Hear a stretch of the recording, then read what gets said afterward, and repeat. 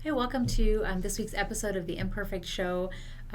Jeremy and Susanne here, and we are going to talk a little bit this week about just maintaining your focus and thinking about everything that's happening in our world now, but even what we've kind of been going through over the last year. We were just talking about this and thinking it's kind of a good time to stop and maybe reset a little bit, think about what our focus should be, what our focus can be in the middle of kind of all the stuff that we're dealing with, and just a lot of turmoil and a lot of different areas of life, I feel like, right now. And that's just kind of what we talk about a little bit this week. Yeah. If you've been following along, we had an election back in November, and we thought that there would be a day that the future would be settled, at least the short term, and it wasn't. We lived through that for several months, and then things changed, and so much upheaval and turmoil, and a lot of screaming back and forth. And whatever you believe about what happened is not the point. The point is there is tremendous upheaval. And then on the other side of that, now we're going through this wave of social justice and these attempts to make everything as fair as possible and as equitable as possible, and removing anything that is going to offend someone or hurt someone's feelings. And it's amazing. One of the tenets of freedom is that you have freedom just like I have freedom, and that my freedom should not trample your freedom. But we're fighting now about what is right and what is wrong, about what is allowed and what is not allowed, and so much of it's ridiculous. And I know that a lot of it, and we would agree that a lot of it is rooted, if you go back far enough, in real issues and real problems. But it seems like we're at a moment in time where we're trying to manufacture issues because we want to have something to be upset about, and that's, I guess, human nature, and that's life. But the point for Christians, and particularly parents who are Christians, who are raising kids in this world and in this environment, in this culture, is how do we maintain our focus on the things that are actually important? I had this conversation earlier this week with someone who is very involved politically, and we were talking about this, and one of the things we discussed was, with all of the issues on the table and all the things we can point out and talk about, we have to narrow it down. What are the things that actually matter to my family, to my kids, and to their future? And doing that can be simpler at some times than at others. And now we're in just one of those times where we really have to figure out, how do we focus on what is actually important? So these are discussions that we've been having, and wanted to share that with you. If you have not been having this discussion, maybe this can be a starting point for you. You don't have to agree with us, but it should be a starting point for you and your family. What is important? What are we focused on? What matters? Maybe all of it matters, but it doesn't all matter equally. So what matters? What should we focus on? And how do we navigate forward? So that's where we are. Where do we start with that? I feel like we did an episode maybe similar to this last year sometime. Every year we'll probably do one. Starting to feel very familiar. Right. But really, I think what we have been experiencing over the last year, some of us thought maybe it would start to kind of come to an end towards the end of the year, the beginning of this year. I think people had a lot of hope for 2021. We talked about that a little bit in an episode that we did earlier in the year, kind of, I think it was in January. And so now that we're not seeing that happen, it is sometimes good, especially like Jeremy said, when now it's almost like we're creating turmoil and we're grasping at straws to figure out, like, what else can we pick at? What else can we not continue to do or now start doing? Sometimes it's really good in the middle of that to stop and ask yourself, am I focused on the right things?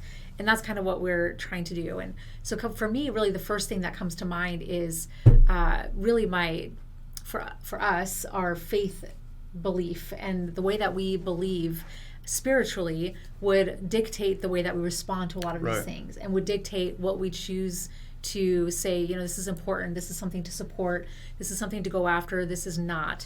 And so for us and for our family, I feel like that's kind of the place to start, is wherever our spiritual perspective is, and what that is where we start. And that's what we look at. Does this fall in line with what we believe as far as like what the Bible says, and how we live, and what the Bible tells us we should do, and how the Bible tells us to live, and does this fall in line with that? And if the answer is yes, then okay, this is something that we're going to follow after. Yeah, you have to have a starting point. And the starting point for a Christian person, for a person of faith, should be what's important to God. I think that's where we should start on all of these things, is what's important to God. What's happened, and it's been interesting to watch, and this is something that we've discussed, is a lot of people will take what's important to them and look past what's important to God because this is important to them, and they'll kind of lift that up and say, this is important to me, so it's really important. It's okay to have things that are important to you, but the starting point has to be what's important to God. Let's start there. And when you're trying to help your kids understand how to navigate life, the issues we're dealing with right now are probably not the issues that we'll be dealing with 5 years from now, or 10 years from now, or 30 years from now. And so teaching our children how to deal with these particular issues, although that's helpful and important, it's not going to last. We'll deal with that issue, then we'll have to teach them how to deal with the next one and how to deal with the next one. Instead, we need to go back to the starting point. What is important to God? We would say, well, having a relationship with Him is important to God. That's how we know. Or we know that because Jesus came and He died for us and He made that relationship possible. Throughout Scriptures, we have what's important to God, the heart of God. He teaches us these things through the Bible. So it begins there. And there's a lot of stuff that wouldn't be there that could also be important, but it's not as important. And I've said this in the last couple of weeks. You can have multiple priorities in your life, but you can't have more than one main priority in your life. There can be a lot of things that are important to you, but there has to be one main thing. And that main thing should be, what does God say about these issues? And that's where it has to begin. That has to be your starting point, or you'll never get it right. And you'll be running after one issue after another. And I like what you said with, you can teach them how to, like when it comes to your kids, you can teach them how to deal with this particular issue. But what happens when, 30 years down the road or 50 years down the road, we're not here anymore, and they're having to deal with something else, and they don't know how to deal with that particular issue because you haven't taught them how to deal with that particular issue.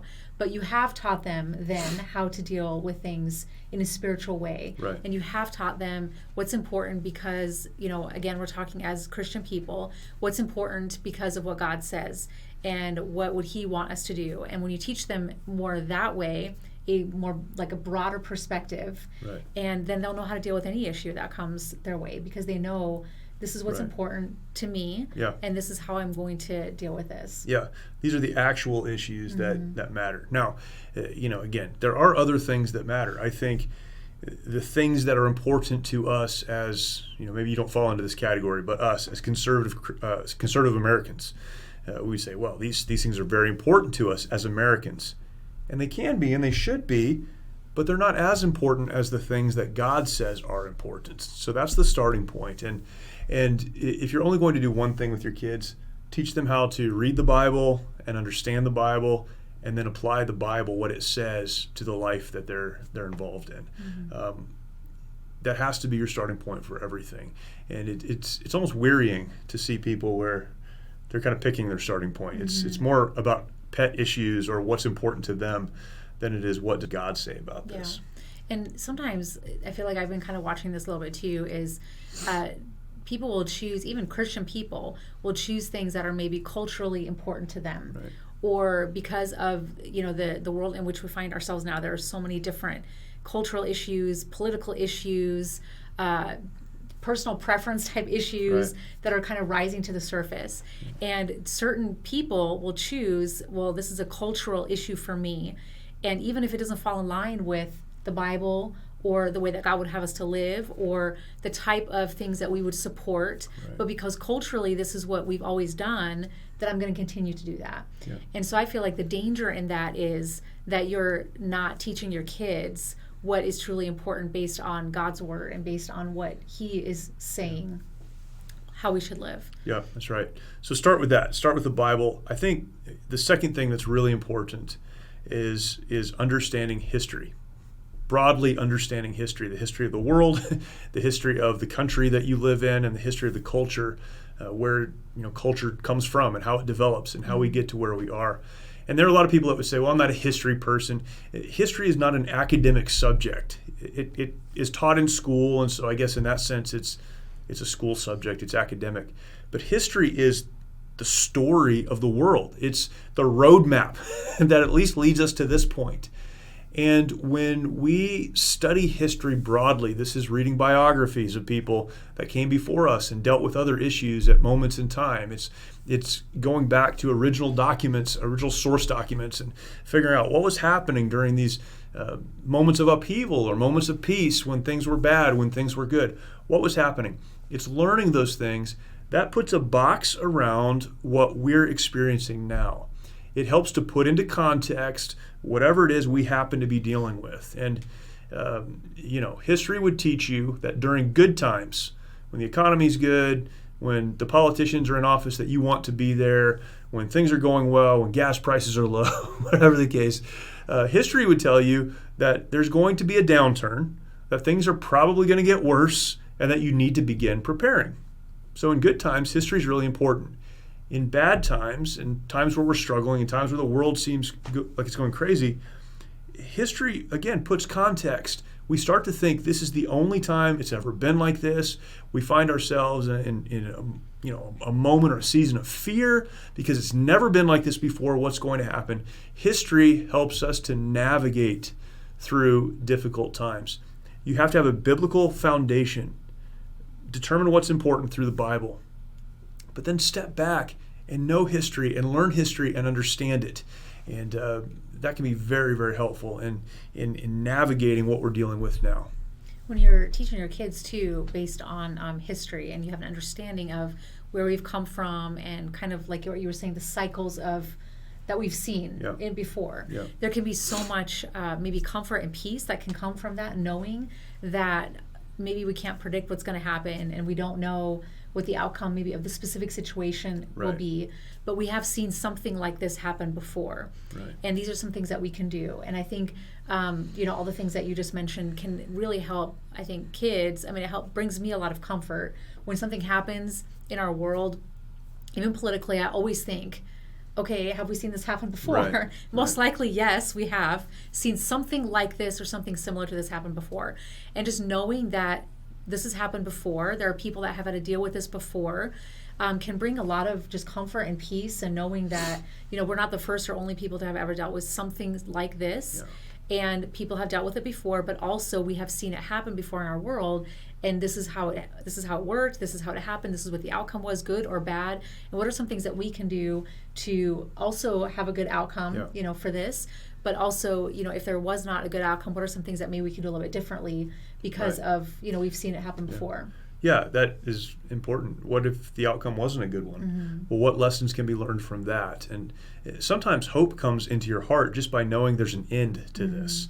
Or there will be people that are going to make it, as bad as some situations, get. And history is full of some horrible, horrible situations. Mm-hmm. And the people who understood this is a season, we'll get through this, many of them did because they held on to that hope. And just understanding things in the right context can be so important. It also allows you to in a way, look into the future. Mm-hmm. We know that these decisions being made right now, decisions like them have been made in the past, and this was the outcome. When we look at the decisions politicians are making or those in our lives are making, so often we can predict outcomes based on the past. Mm-hmm. And that can be very, very helpful as well as we negotiate some of these things.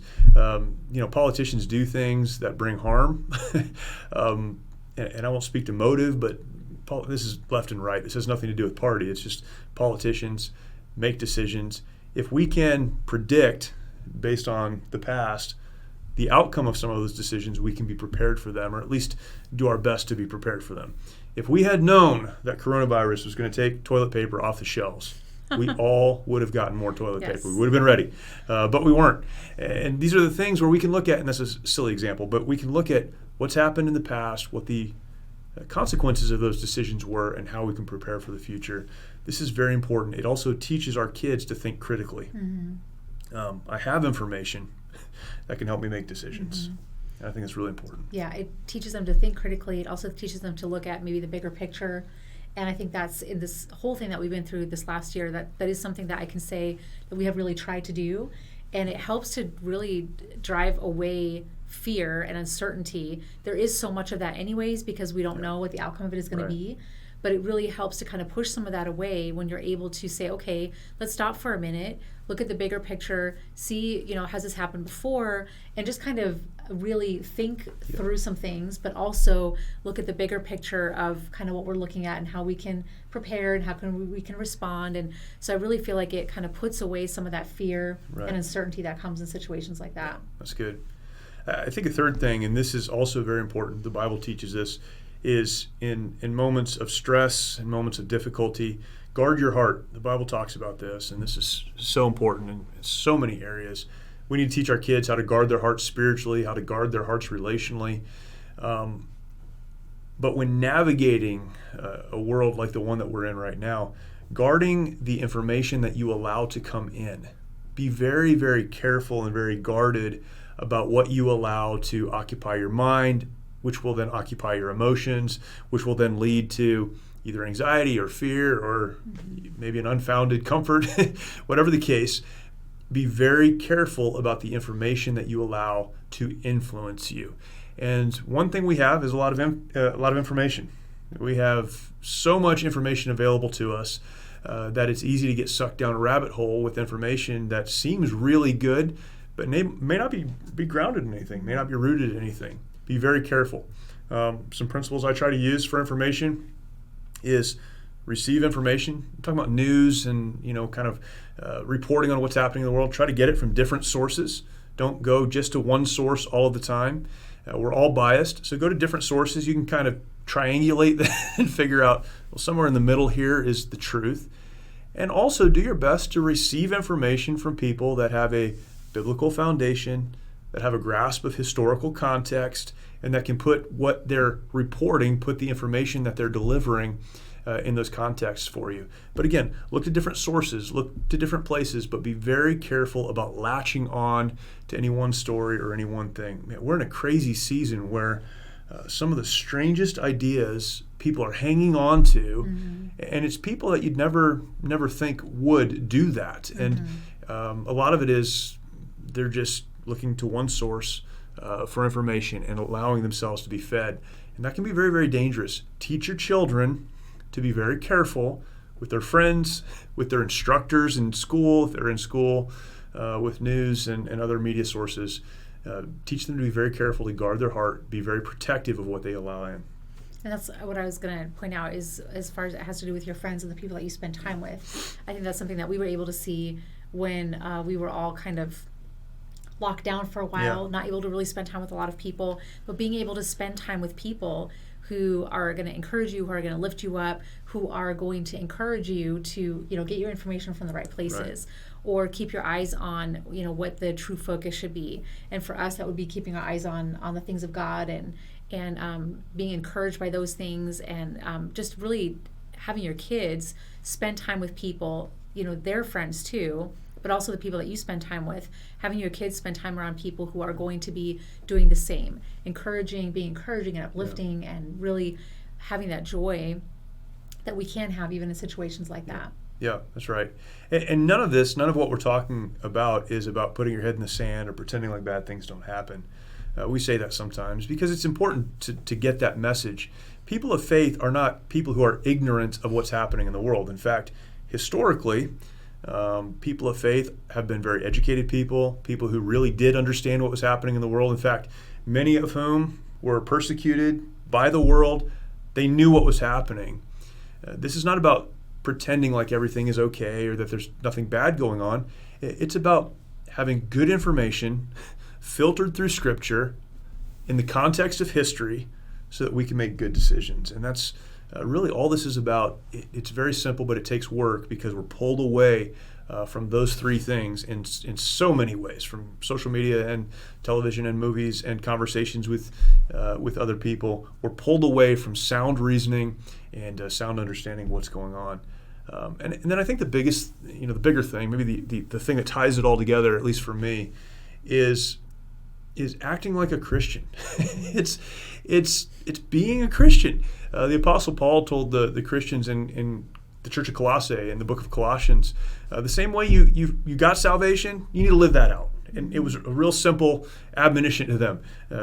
This is what you received. This is what you understood at the time. Now live that out. And that's what we need to do. What does that mean? It means we need to believe that God is sovereign. He's God. We're not. That God has a plan, and it may be painful for a while for us, but ultimately we get to the place that God wants us to be, that He does provide a peace that passes understanding because our confidence is in Him, that we're called to be loving and gracious and kind and all of those things, to take a stand for what's right, to push back against what's wrong, but to do that because that's what Christians do.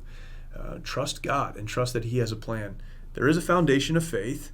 We understand life in the context of what has happened, and we can predict in some ways what will happen. We're receiving good information because we're guarding our heart against those things which would be false. And we're trusting ultimately that at the end of the day, God does have a plan, and God is God, and we can trust Him. And I think that's just so important.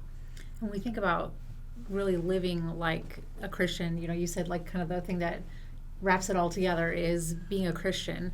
And really, I think about, our kids is showing them an example of what that looks like in moments like this, and in times where we're really trying to be focused on what's truly important, and that is being a Christian and living that out, and really, uplifting those people and those things that would fall in line with that, and really living like we are here. I mean, we're here for a reason. Sure. And why are we here? And showing our kids that we're here to honor and glorify God, and we're here to tell others about Him and point them to Him. And that's why we're here. Yeah. And if we're doing as a Christian person, if we're living in a way or doing something or supporting someone or something that doesn't fall in line with those things, giving honor and glory to God and telling others about Him or pointing them to Him, then maybe we shouldn't be doing that thing or supporting that thing or that person or whatever that might be.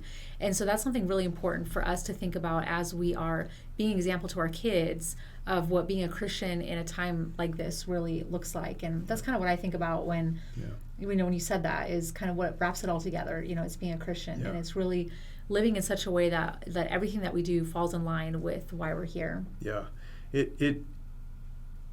We're living in troubled times. Susanne and I were just talking about this. The world has always been troubled, though. So maybe it's more overt now and out in the open than it has been in the United States, more so than maybe at any other point in history. But there are certainly places on the globe where it has been much worse and much more out in the open than what we're dealing with right now. We're dealing with turmoil because of sin. We're dealing with brokenness and hurt and a reshaping of culture as people move further and further away from our faith founding. And we have so many discussions now that they seem so silly, but it's really a running away from God. And we can understand that. But the question is, what do we do in the middle of it? And we could deal with